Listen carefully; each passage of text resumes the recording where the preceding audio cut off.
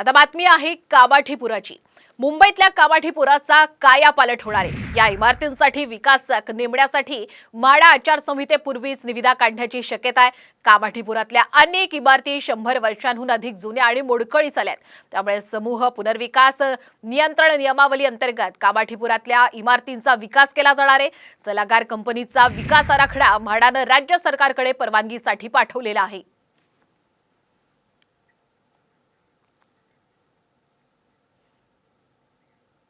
आता बातमी आहे कामाठीपुराची।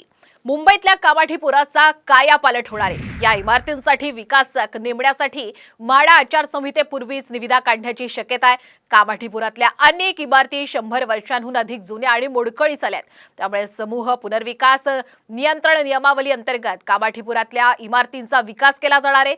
सल्लागार कंपनीचा विकास आराखडा म्हाडानं राज्य सरकारकडे परवानगीसाठी पाठवलेला आहे।